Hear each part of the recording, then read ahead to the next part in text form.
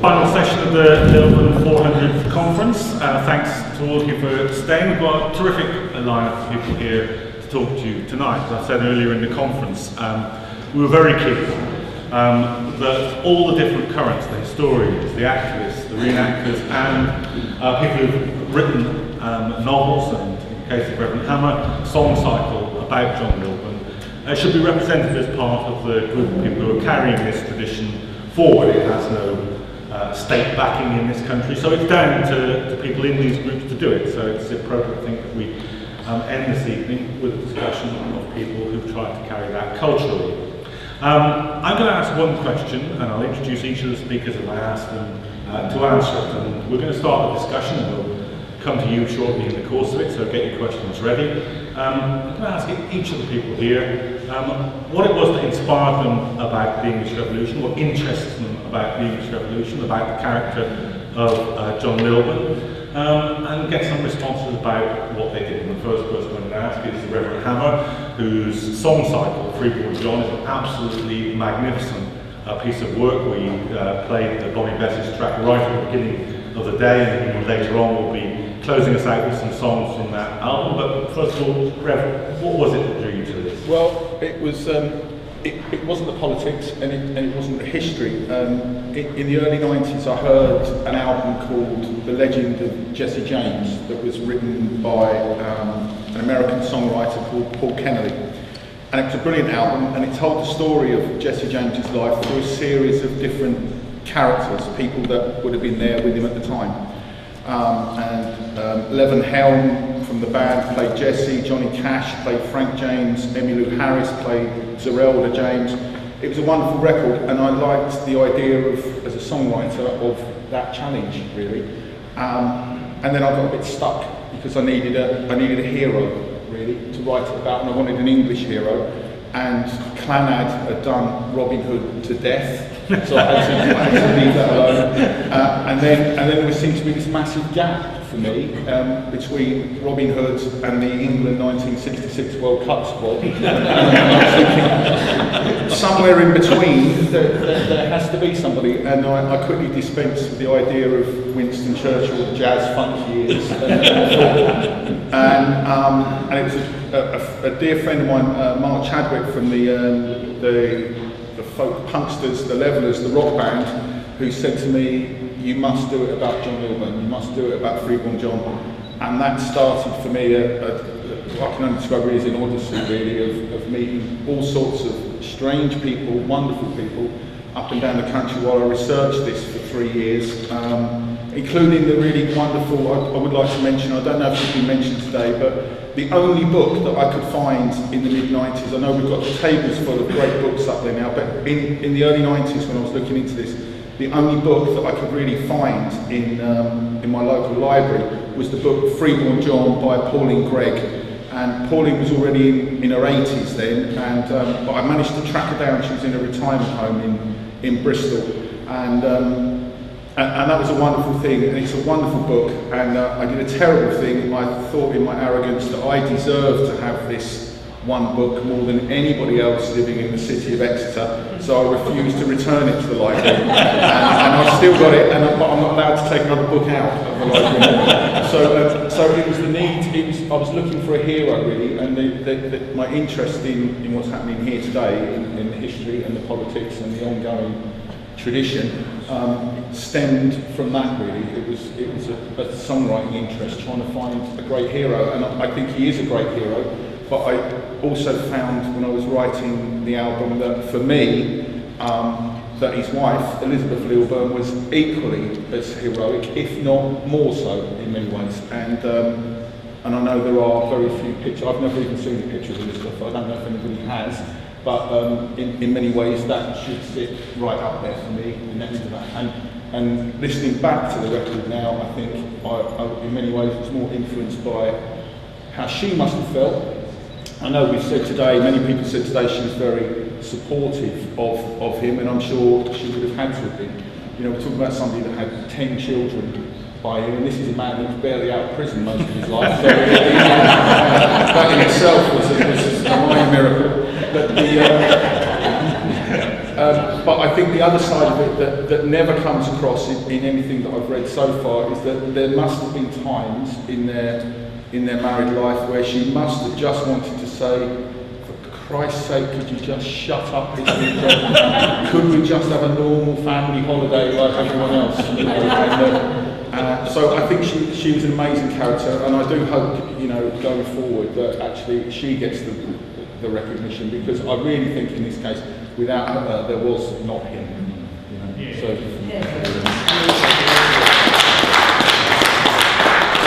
Well, indeed, and the next event that we're involved in is going to be up in Alberscott Lodge, the CWU Training Centre in Oxfordshire, on the evening before the annual Burford March, and one of the speakers on that platform is going to be the historian Anne Hughes, who's delivering a speech that night on the relationship between John and Elizabeth Lilburne, and I know she's got a few hard words for John in that discussion. Anyway, that brings me to our next guest tonight, Robert Wilton. He's the author of, among other things, a Civil War novel called Traitor's Field, which had a few very enjoyable days over Christmas reading. At the heart of it is John Thurlow, the spy master for the Cromwellian government, and indeed the plot involves the possible alliances between the Levellers and the Royalists that Jason Peacey spoke about earlier today. So, Robert, what got you there? I got sucked into it, John. It was rather a surprise, I suppose. I started thinking I was writing a kind of espionage-y, rather rich tapestry, kind of a thriller of a story. And as you say, it features Thurlow and other figures whom we know from the shadows of that period. And I thought what I was talking about was how the people of the shadows, the powers behind the powers, survived the transition from divine right monarchy through to Cromwell's version of a republic. But the more I started reading about it, the thing that really caught me was what was happening in the world of ideas and protest at this time. And because I was writing a book about deception, about liars, about people offering competing versions of the truth, deceptively trying to distort and manipulate, I found myself in the most amazing landscape for that, because what for me was the most exciting thing about this period is how out of the orthodoxy, and this is a line which Paul Mike has heard me give a few times in libraries around the country, coming out of the orthodoxy about how the state was supposed to work, and the orthodoxy about how religion was supposed to work in Britain. Suddenly that all explodes, it gets blown open, and more people are free to start, for a brief period at least, to articulate alternative, new, personal versions of how the world should work, how it should work politically, how it should be possible for an individual human to engage with their government or their God. And I got really caught up in that world of empowerment, it's a very modern word, but suddenly so many voices being freed to speak for themselves at last. That gets closed down, of course, but for that brief period it was hugely enriching. And in the middle of it, luminescent, is Freeborn John Lilburne, and another personal favourite of mine, if it's not sacrilegious to say it today, the true leveller, so-called Gerard Winstanley, who for me has an equal status as a precociously radical thinker. These guys were exposing ideas which even today we've still not really thought through and got right. And they were doing it in these terrifyingly hard conditions 300 or 400 years ago. And that caught me up, and the book increasingly became about these different versions of the truth and the excitement and danger that comes out of that kind of truly radical thought. Okay, great. Next guest is Catherine Clements. She's been a great friend of this conference, I have to say. She's contacted people and got them to speak. She's been promoting it relentlessly on social media, so I'm grateful to you for that, Catherine. She's also the author of a very, very good novel called The Crimson Ribbon about this period, and the central character is the prophetess Elizabeth Poole, a real-life character, although she has a slightly different life in your novel than she did in reality. But what got you to the period? Well, for me, my interest started probably about 10 years ago or so, and it was actually a work of historical fiction that got me interested in the first place, which was Rose Trelawne's Restoration, which I read and loved, but wanted to know what had happened before.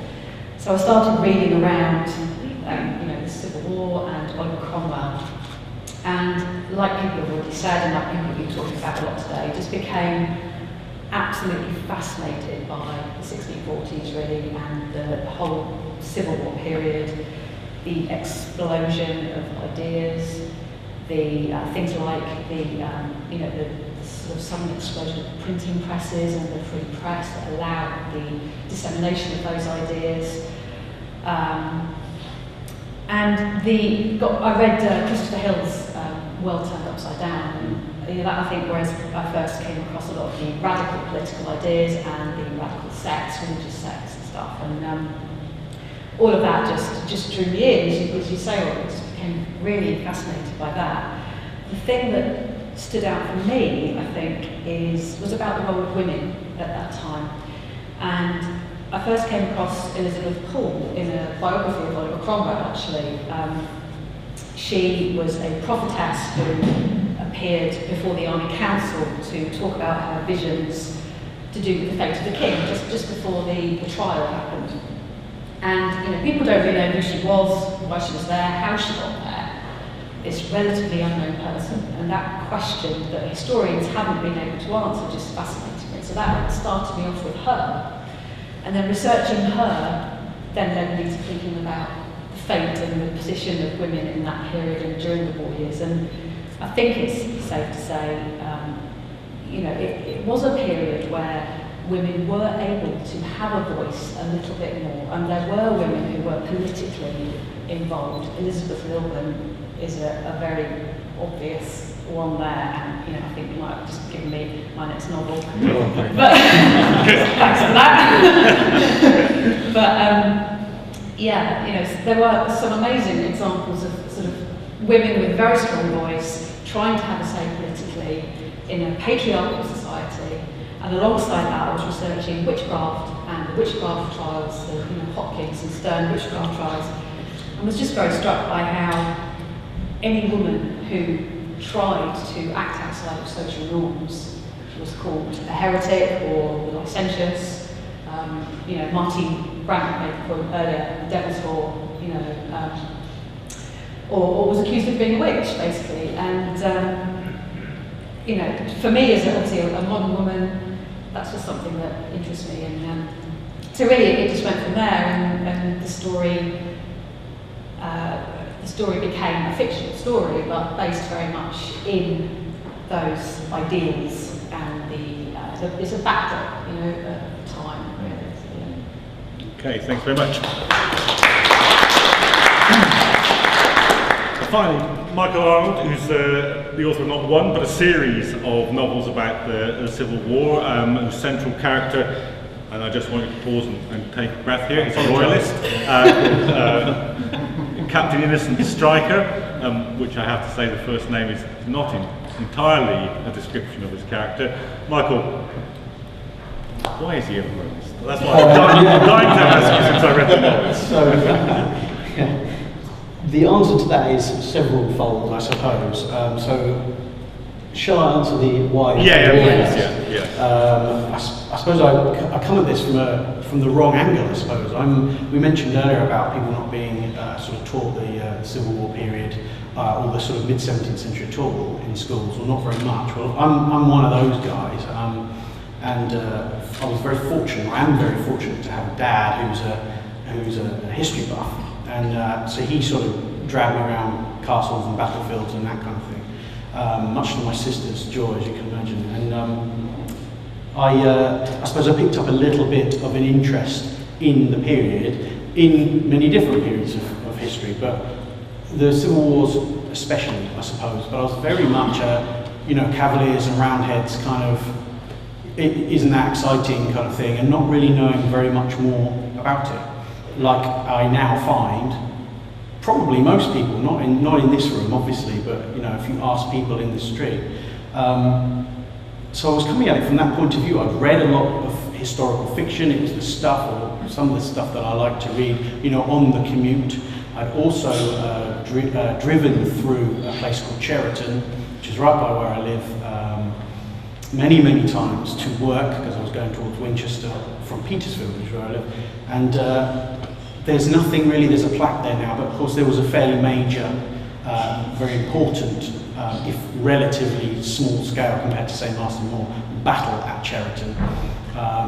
And I was vaguely aware of it, and it just struck me as being astonishing that there was nothing there, except for the pub called the Hinton Arms, with sort of crossed swords on the banner, and even that sign's gone, it's something else, So there's nothing there, and I thought that was strange and a bit of a travesty. And if you're into history and you like that kind of thing, and you imagine how it must have been like and all that sort of stuff, driving through that battlefield and knowing what went on there 400 years ago, and the fact that most of the people around that area will not even know that, struck me, really. It sort of struck a chord, and I read a little bit more about it. At the same time, I was thinking, well, I'm reading lots of fiction on the train, so I'll read something on the English Civil War, British Civil Wars, and there was nothing. I've since found there was a couple of things, but I could find nothing about it, and I thought, very ludicrously, grandly, I suppose at the time, I'll write it. And of course then, I started and I got into it a little bit, and I read around it, and it seemed like quite a difficult task actually, writing a novel.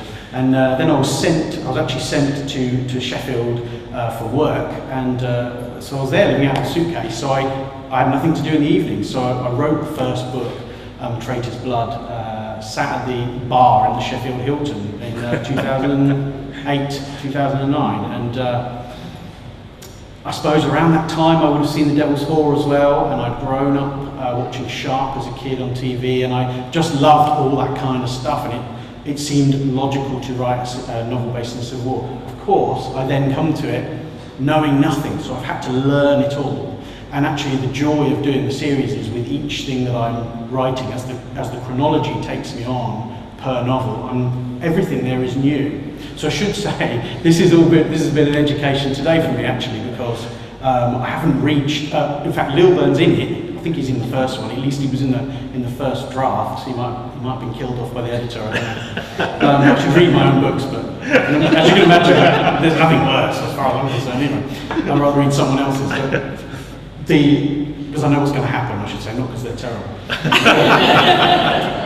Lilburne's a colonel, in fact I think he's a captain or something with Lord Brooke's regiment at Brentford, and these guys are in it, but they're simmering underneath. In terms of Stryker, sorry to go on, in terms of the Stryker character, why a royalist? I think because, at least militarily, he's on the losing side, and to me that would be more interesting for me. Again, having read lots of, Bernard Cornwell or Simon Scarrow, any of these things, the hero starts off being very heroic, the chips are down, and then he comes back and there's a big battle at the end and he wins, be it against the French or whoever.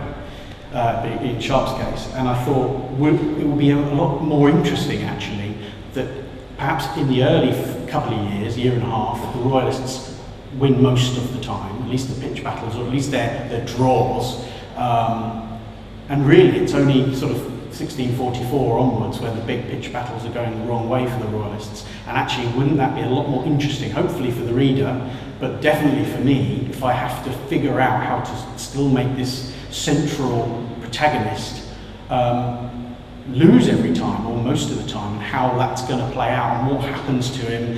It also allows me to see a view of things like the New Model and the Solemn League and Covenant and all that kind of stuff from the opposite side, I suppose. That's an absolutely brilliant answer to that question. So I should say, what I normally say is that the novels are not written, hopefully, from the royalist point of view, they're written from a royalist's point of view, which is the difference. So hopefully you root for him, you can pick your cause. Thanks very much.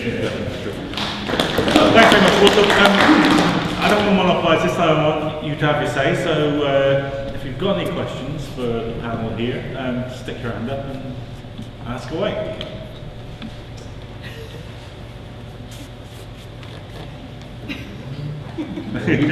Yeah, go on. Just a minute, because it is hard to hear without the mic. I'm really interested in the connections between witchcraft and this character, the prophet, and could you just say a few more about that historical period and the levellers and the witchcraft and any relationships between them? I mean, obviously it's about the repression of women, so I mean in that context. I guess that's to me. Yeah. Well, really, I don't know how much you know about the witch hunts that happened during the 1646, is that right? Yeah. Do you know much about what happened? No, not really. I mean, basically, there was a big push led by two key characters through the kind of eastern counties where a couple of hundred people, men and women, I have to say it wasn't just women, were accused of witchcraft, and there was a big sort of witch hunt really in that area, and people were put up in prison, tried and executed for witchcraft. The thing that I found interesting in relation to the Civil War is, why did that happen at that time? Why did it happen sort of, 1645, 1646? And for me that's about the Civil War created the circumstances that enabled that to happen. So a sense of lawlessness, for example, by that time, kind of post-Naseby, you've got a sort of feeling of lawlessness, no one really quite knows what's going on, no one's really in charge, there's no kind of no one's clearly leading the country at that point, and there's a lot of fear, uncertainty. Obviously you've got to remember that this was a society that was deeply superstitious, deeply religious. Superstition and religion go hand in hand at this time. A belief in the devil. Witchcraft at the time was very much associated with the devil, being, possessed by or making pacts with the devil. People were afraid. The world was being turned upside down, and nobody really knew what was happening. And you can imagine in sort of small communities in this, where people had, men had gone away to fight, men had been killed, they'd lost men, that, people just had, it was an atmosphere of kind of change and ferment and uncertainty, and some people would say that kind of environment lends an atmosphere where those who are in charge want to clamp down and control. So anybody that is seen to act outside of acceptable behaviour in society, they want to try and control it.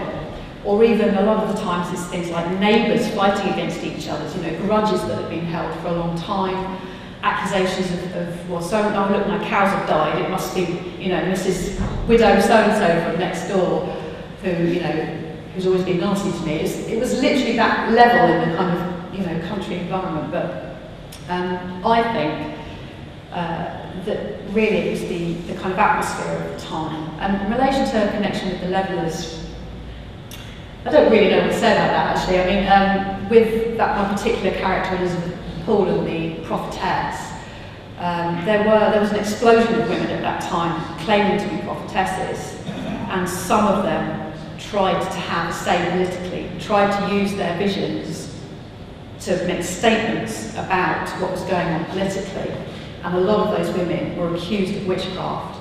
So the same thing, the same kind of idea of those who had any power trying to silence those voices, and that was how they did it, by trying to discredit them, and that was one way of discrediting them and getting rid of them. There's a kind of volatility, a constant volatility in science, in society where there is this, as you say, an explosion of new voices, Yeah. but at the same time, the kind of typical paranoid reaction of authorities at the Lord Protector level all the way down to the village priest level, wanting to react against that sense of the challenge to the orthodox, challenge to the status quo. And the role of women is particularly distinct in that, because for the usual wartime reasons, they are taking on temporarily all these new roles that would normally be male, and they're running estates, and what's her name, Lady Blanche, who defends her castle, supported only by her servants against the parliamentary attack, all this kind of stuff. Women running chunks of society the way they've never done it before. That's very exciting. That's a sort of sense of it opening up, and at the same time it provokes the usual paranoid reaction. The Elizabeth Poole figure I found really powerful. The Army Council scenes, she looks at them twice, and I sort of had to squeeze them both in, just because it's such an extraordinary moment where you get the men who are running the country, big leather-clad authority figures, deciding the fate of the nation politically, socially, and they all stand around and listen to a rather mysterious, rather vulnerable woman telling them about her visions of what they should be doing or not be doing, because she kind of comes down against execution here with the king. And there's a sort of an ambivalence, because why would you listen to a woman? This is not their role, please. But at the same time, when God might be speaking, then of course you listen. And so for this brief, rather extraordinary, exciting period, someone like Elizabeth Poole has this amazing agency, and her voice is amazingly powerful. Just want to take another question, yeah.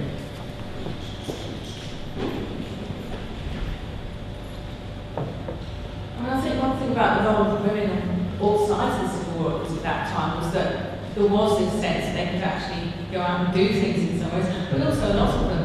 And I think that applies to people like Paul, but also like Anne Chapman, and also people sort of got higher up the social spectrum, if you like Margaret Cavendish on the Royalist side, but also people like Lucy Hutchins and Brianna Harvey, who suddenly find themselves in charge of estates and left to learn to do things. So I think it's quite interesting the way they write about themselves, in the sense they quite often kind of disclaim what they're doing and kind of put on this sort of show of modesty while actually kind of getting on with being incredibly strong characters in their own right.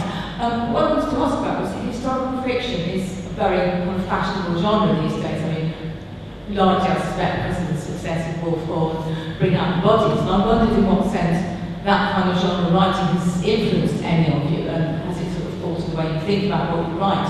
But also, more generally, do you think you write your novels with a message, or would that ruin them? Are you just kind of writing them out of interest and because you're inspired by the period?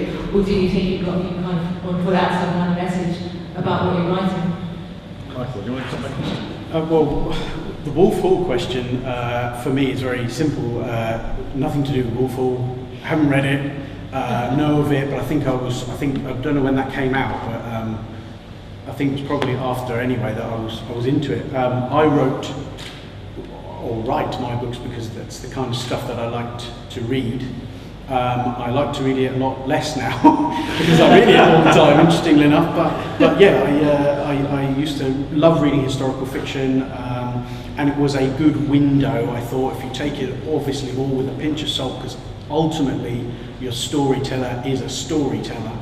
As long as you don't take any of it as gospel and you use it as a window, and for accessibility into that period, then go and read around it if you want to.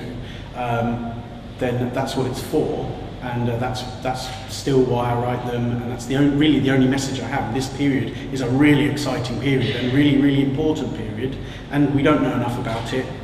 Here's a story that hopefully will engage you if you're not interested, and you maybe wouldn't be surprised that a lot of the emails that I get from readers, genuinely quite a large proportion, will begin with, though I don't like the 17th century, but then they'll end with, and so if they've liked it, hopefully, I've now gone off and bought, whoever's, a sort of more scholarly book, and they're now reading around the period because they realise it isn't just, romantic but wrong cavaliers and repulsive but right parliamentarians, or whatever the saying is, So that's the reason for me entirely. Rev, I mean, did the historical, you mentioned the influence of Pauline Gregg's biography, and I should say actually her grandson was in the audience today.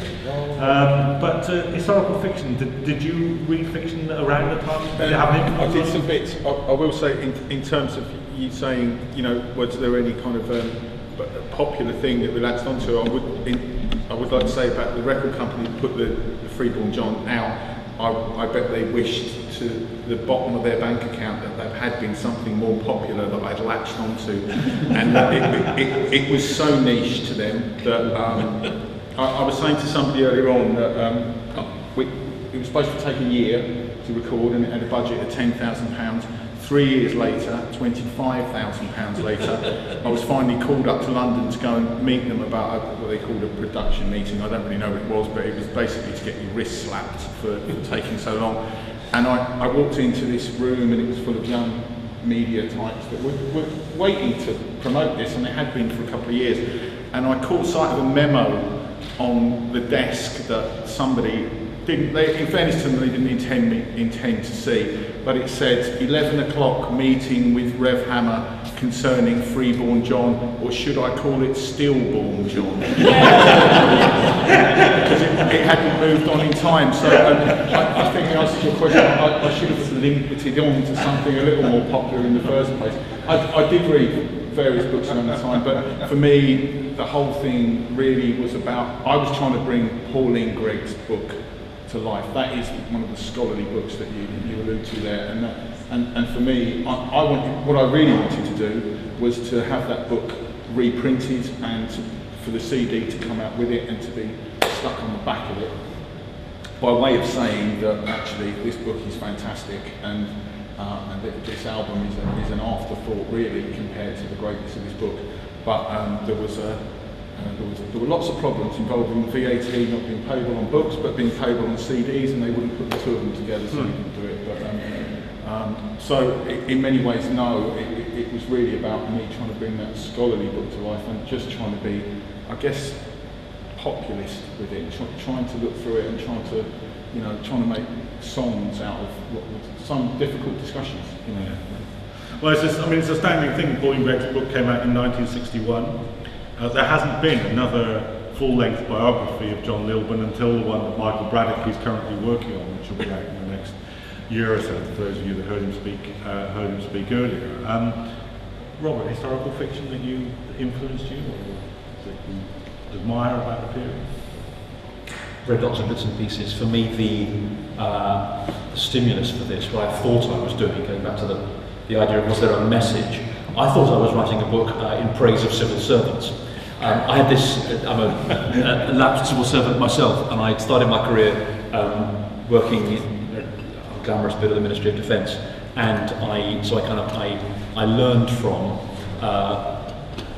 some very unglamorous but extremely committed public servants, and they taught me a lot about public service. And so when I started writing these books about the shadows behind British government, I had this idea that it was going to be demonstrating how behind the kind of hysteria and the ups and downs of the more kind of showy, colourful, better known figures of history, there is this constant strand of the dependable, truly patriotic servants of the nation. That was the theory, but it always turns out as I develop the story, it always turns out that the British civil service are all corrupt and treacherous and incompetent. So in the end, those very worthy public servants who taught me my job, I think, have not been well served. But that was the theory. So it's all migrated from fiction to sociology. Yeah, well, I guess I spent too much time at that stage watching how government was working, rather closer to it, and thinking. So you said Rose Tremaine, but anything else? Yeah, I mean, I've always been a huge reader of historical fiction and a huge fan of costume dramas. I will watch any TV drama with costumes. I'm completely unashamed about that. and Wolf Hall, by the way, just amazing. But it was a big thrill for me actually to see and speak to Peter and Martine talking about the Devil's Hall, because that came out at the end of 2008, which is when I was starting work on the Crimson Ribbon, and I think you can probably see some influence actually. It covers a lot of the same kind of themes, kind of ideas, and I watched it and thought, they've already done it. But yeah, in terms of a message, trying to achieve something with my writing, I think very similarly to Michael, my own interest in history very much has been influenced by historical fiction. I do actually have a history degree, but managed to get through that without knowing anything about English Civil War. It's the theme of the day. But I'm not a professional historian, and yeah, a lot of my interest has come through reading historical fiction and then looking beyond that. So I guess, if anything, that's what I wanted to do for this period, because I was very aware that it hasn't been covered very much, actually, in historical fiction or TV drama.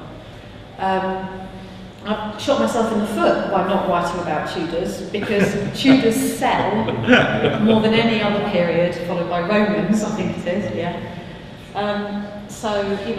But really it was just because of my interest and my passion and wanting to share that with other people and wanting to hopefully inspire some interest in the period. And I'm very glad to say that I have had readers get in touch with me to say things like, I knew nothing about this before, it's fascinating, I'm going to go and read some history about it. And that is just so satisfying.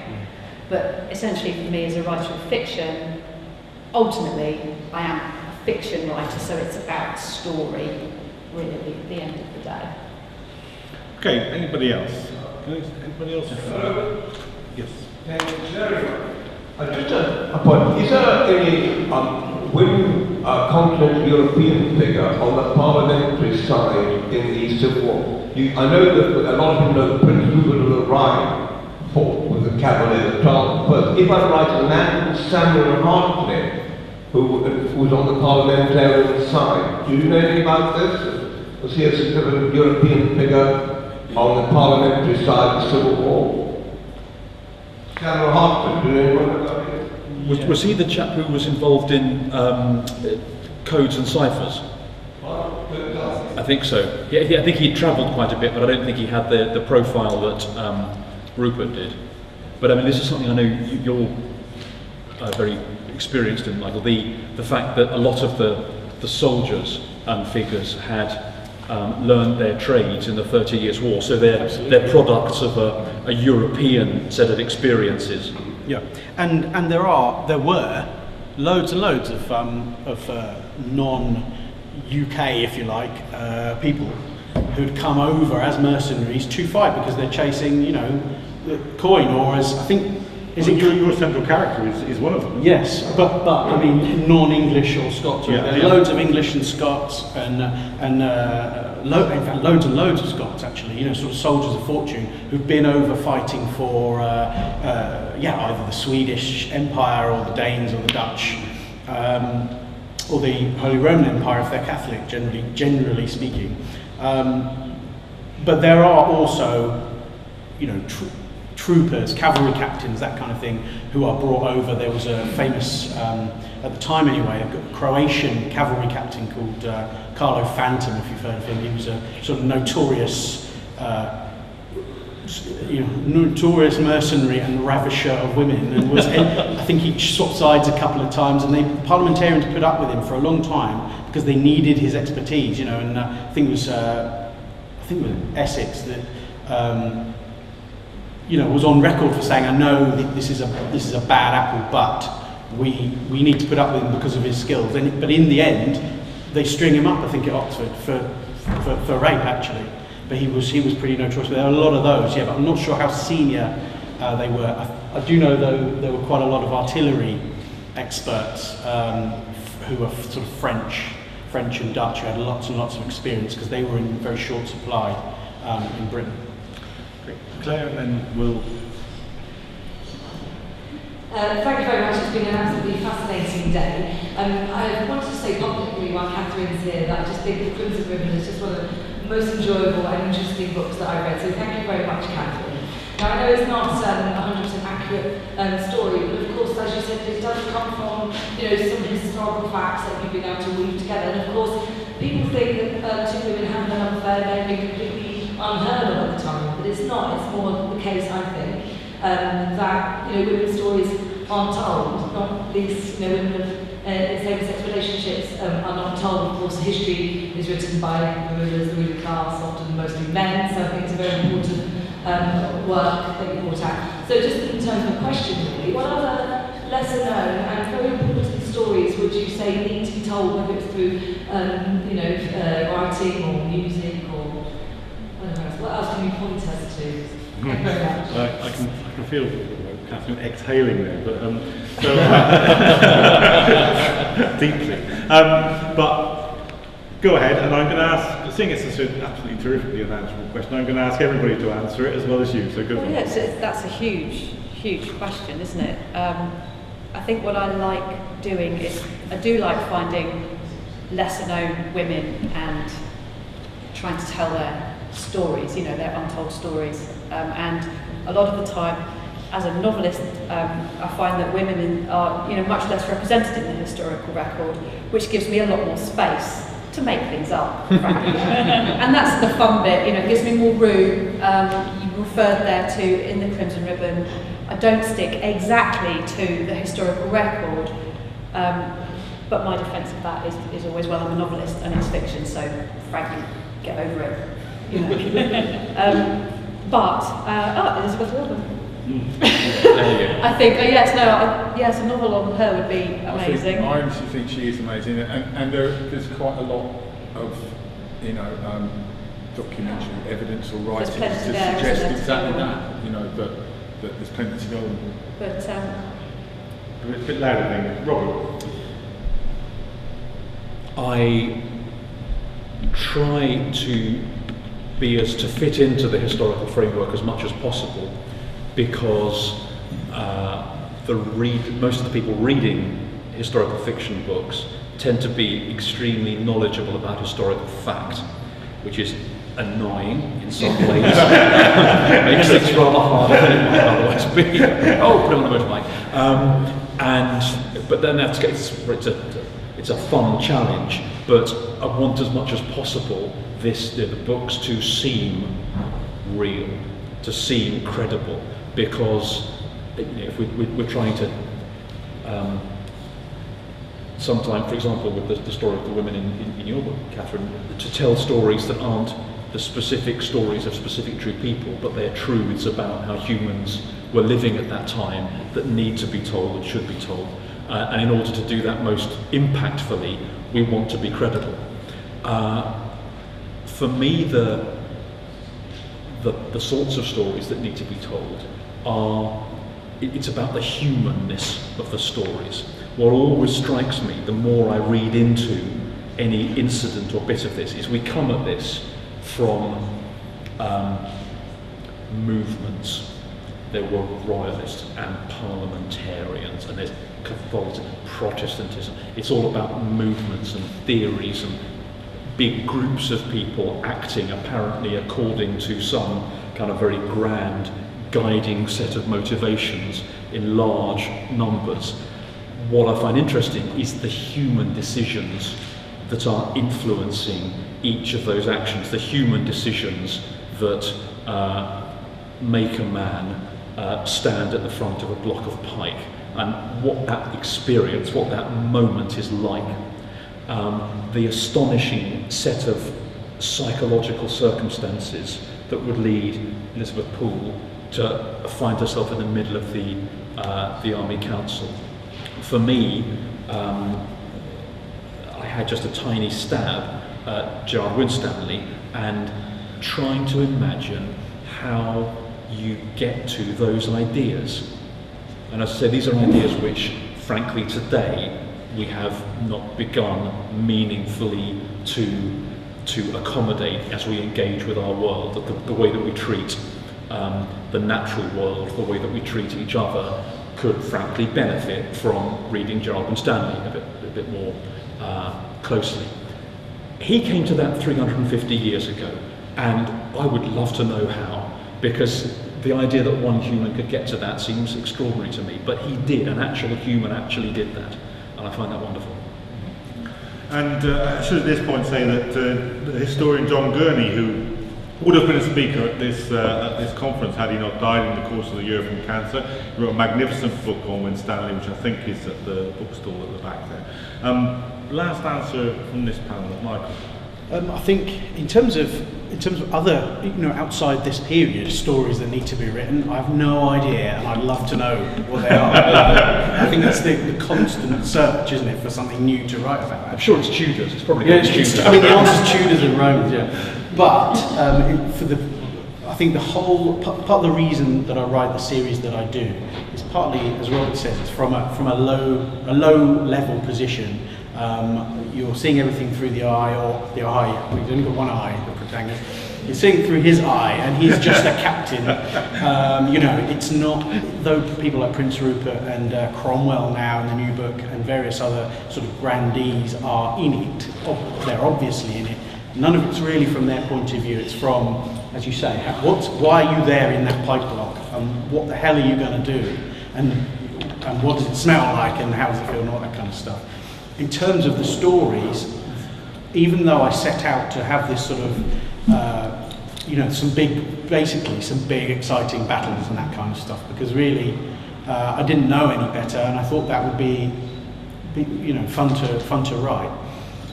Actually, there aren't that many big, exciting battles. As I mentioned before, most of them are draws early on as well, which is not actually very helpful for a fun story. It's quite difficult. So I've necessarily had to work in the sort of the micro story within the macro telling, I suppose. And what I've learned is this real interesting stories are what's happening in towns with it that are besieged, or who is riding across the country through various territories to get things like information to the Committee for Both Kingdoms and all that kind of stuff. Who is forging the alliance with the Scots and all that kind of stuff. How on earth did the people of Gloucester survive a very big siege by an extremely big, powerful army in 1643? What I was going to write was, in one of the books, I was going to write about this big siege, and actually I realised that there's not that much interest, even for me writing it, in the people sat outside, the flags and the drums and all that kind of stuff. The interest is how the hell are these people on the inside dealing with it, because they've got the women and the children, with slingshots and things, and firing stones out of guns, at this vast army, and how, cutting sods of earth and putting those into the walls to bolster it, and countermining the royalist mines. And actually that's the interesting story that people do not know about. There's hardly anything left of it in Gloucester, for instance, now. Or York, when you write about Master More, you have to write about the Siege of York, actually. It's all part and parcel. Or I've just written about the massacre at Bolton, which is all part and parcel of the Master More story. It's those things that perhaps resonate in Bolton, but people outside won't have even heard of it.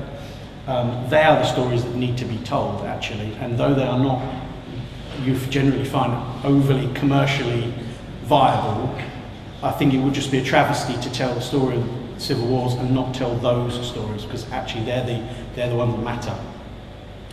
Okay, well, thank all the panel for their responses to the question. I've really enjoyed it. I hope you have. The historian Simon Healy recently wrote a blog where he tried to answer the question, why are there so many stories about the Tudors and so few about the English Revolution? And point one of his blog was, because it's too complicated. All the artists and novelists on this panel deserve an enormous round of applause, because they've succeeded in conquering that difficulty.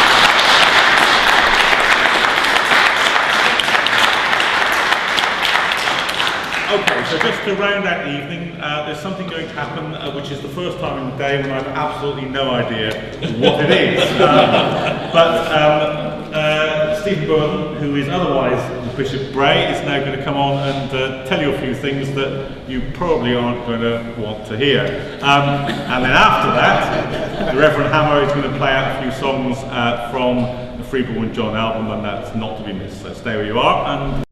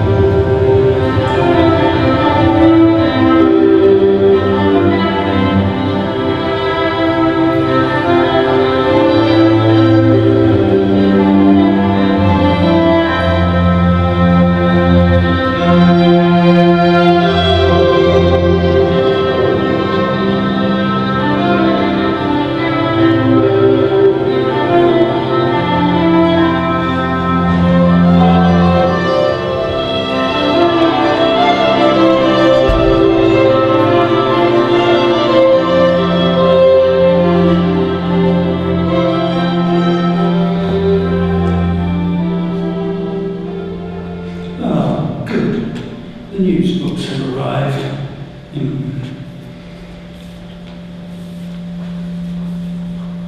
Oh, no.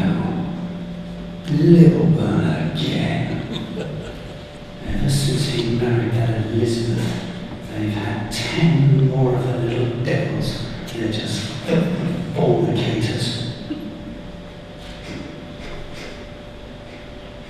What is this vile smell in my quarters? It's disgusting. Where are my servants? Farage, where are you? Are the privies not being cleaned out today? Oh no, has somebody let the poor in here again? We are poised on the verge of anarchy. War with Scotland, rebellion and massacres in Ireland, treason and sedition in London. Now I am here tonight, my good friends, to warn you of the evils that John Lilburne and his group of followers wish to inflict on us all.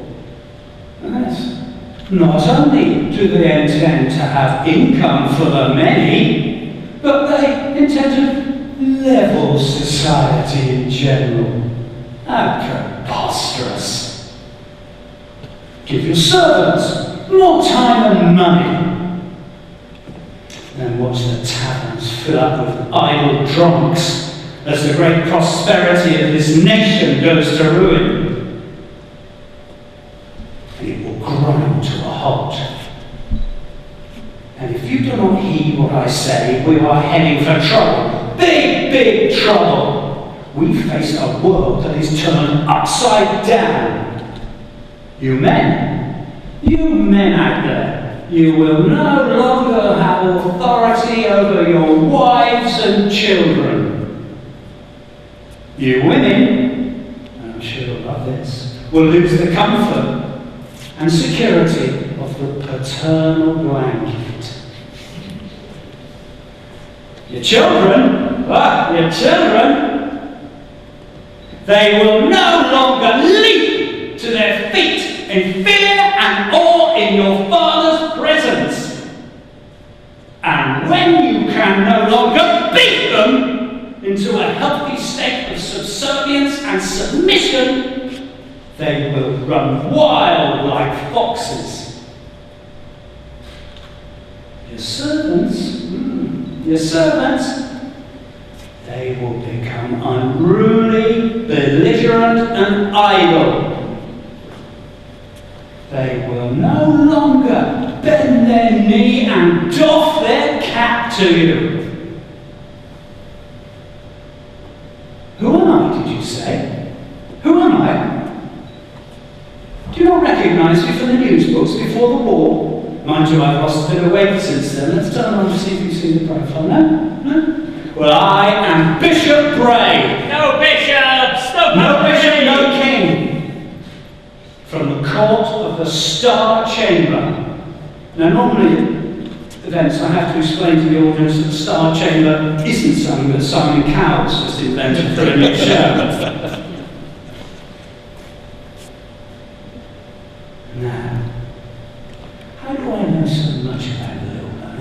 How much of this? I've read his writings, I've listened to his rants, and I've even attended in this area some of the secret meetings he holds to bring vile foreign sects into this country. If we do not destroy these levelers, God will punish us with plague and pestilence. Now, I told you about this, Lilburne. I tried to warn you, didn't I? I tried to warn you, but you just wouldn't listen. You just wouldn't listen. Marty, everything's changed so much in London. I haven't been here since before the war. It's all changing, isn't it? Everything's changed. You've got this new mayor, haven't you? And when I came up today in my carriage, we got stopped by the watchman. Now, Kenny and Trevor, my characters, they really care about their horses. But there's something about the watchman wanted to lift up the horses' tails and check for emissions. You can laugh and join in, you know, this is the end of the serious stuff. It's a very quiet gig for me, considering you're all rebels and traitors. I never heard so much sedition as I heard today. But I tried to warn you, didn't I, that this country is facing bellum civili. And again, at this point, I normally have to explain what that is for the unwashed and the unlettered at the back. That is civil war. Brother will fight brother. Father will kill his own son.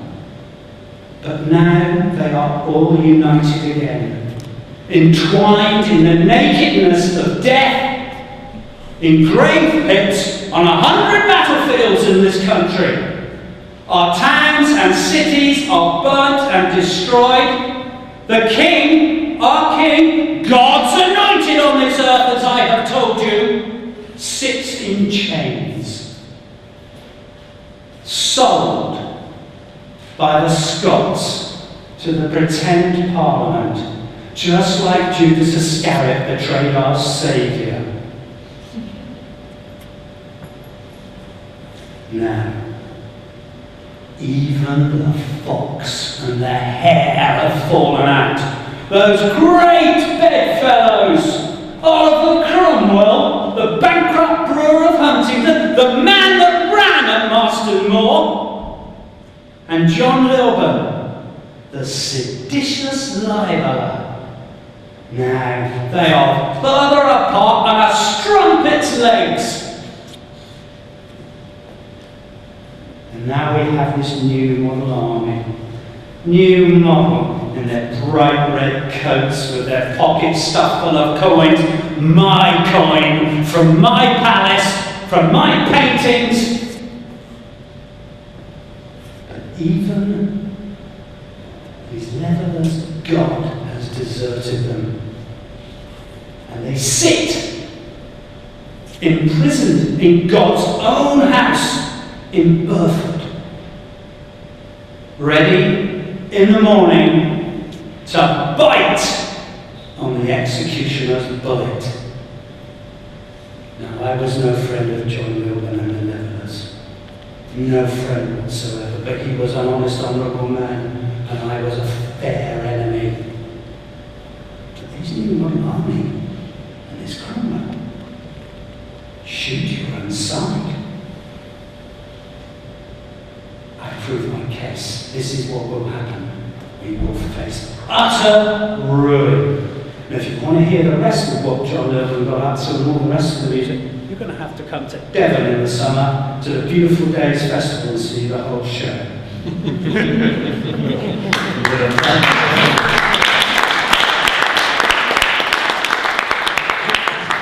has been a fantastic conference. Thank you, John, for organising. I'd like you now to give a big hand for the man that wrote Freeborn John and created me. This man is his fault. Ladies and gentlemen, fantastic musician and performer, Rev Hammer.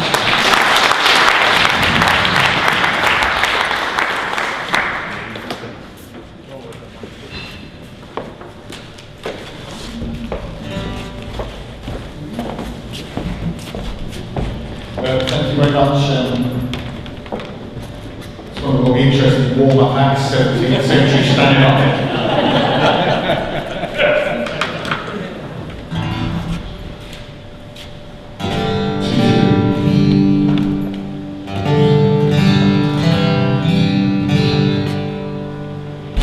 You there with the guitar?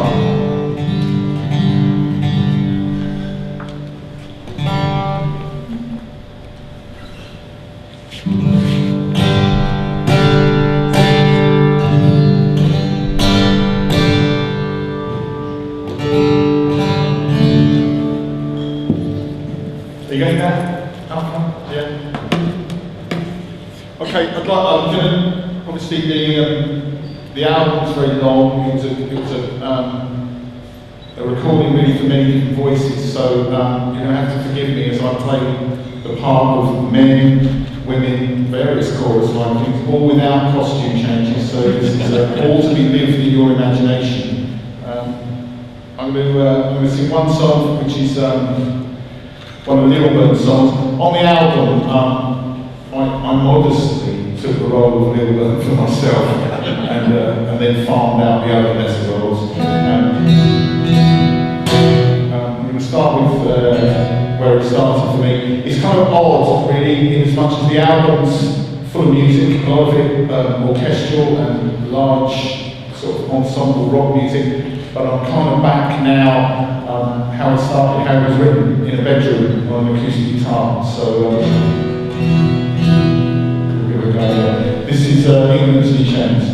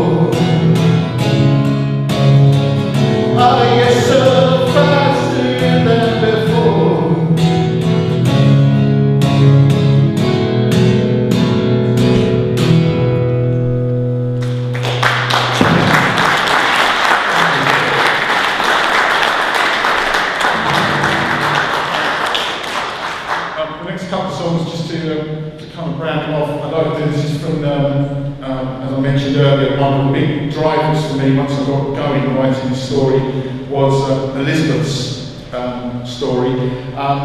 This is a song that we added, but we took this out on a theatre tour, and obviously when you're doing theatre tours you need a longer show because theatres only make their money during the interval. So they said, no, I'm sorry, your hour-long album isn't long enough to tour in the theatre, so we had to write some new songs for it. This was one song from Elizabeth's perspective, and it's based around the time when Lilburne's in exile in Flanders, really, and she's at home trying to bring up what's left of her family. So this is a song called Every Woman's Pain, which, Catherine, is the title of your Elizabeth Lilburne novel, by the way, even if you don't know it yet.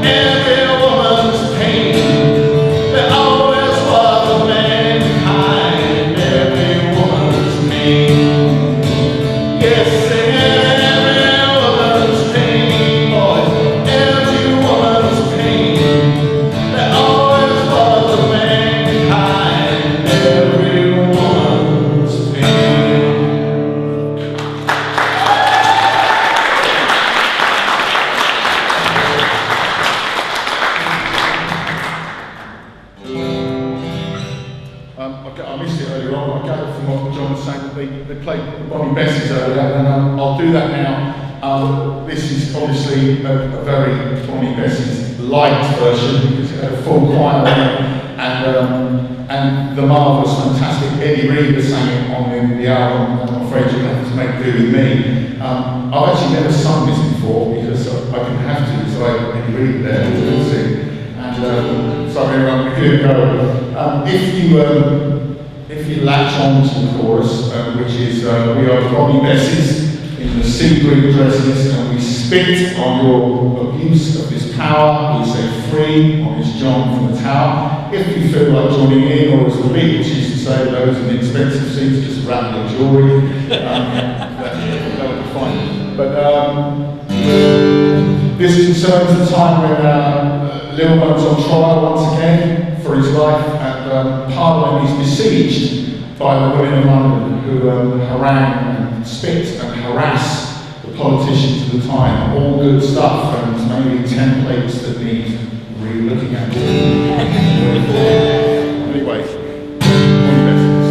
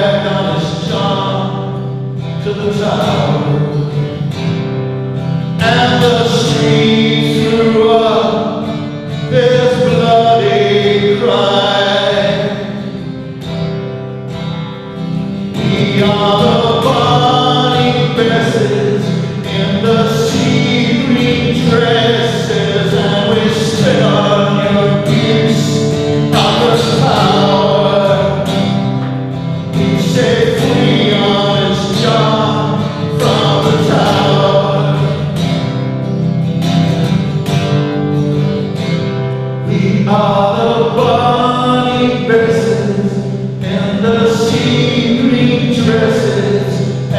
we spit on your abuse of this power.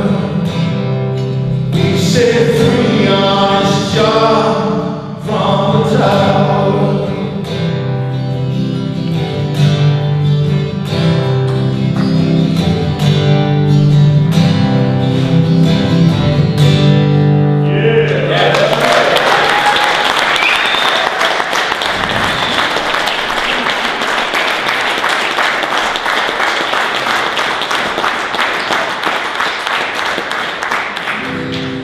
So I will finish with this one now, but it's this is a Elizabeth Lilburne song. This is 17 years of sorrow, 17 years being the length of time that her and John were married, although obviously not together for a lot of that time. So this is her kind of her sense of regret, maybe her anger in a way with him as well. But I'll finish with this and I look forward to your book.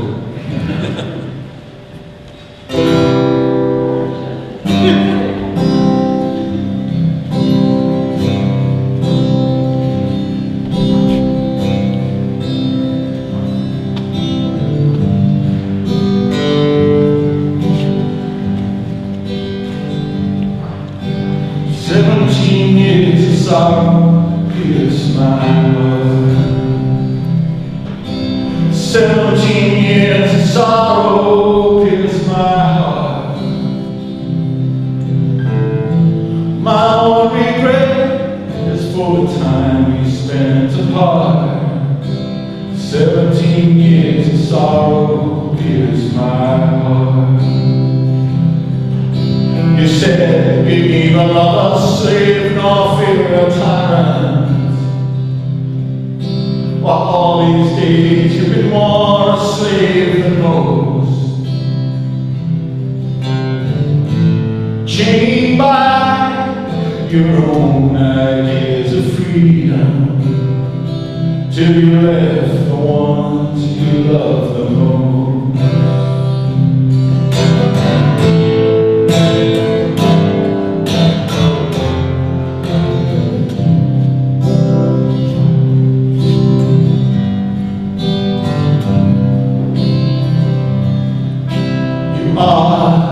Even now, as a candle, burning out your heart to light the way. But as you did what needed to be done, you let 17 years of sorrow steal away. 17 years of sorrow pierced my heart. 17 years of sorrow pierced my heart. My one regret is for the time we spent apart. Since 17 years of sorrow pierced my heart.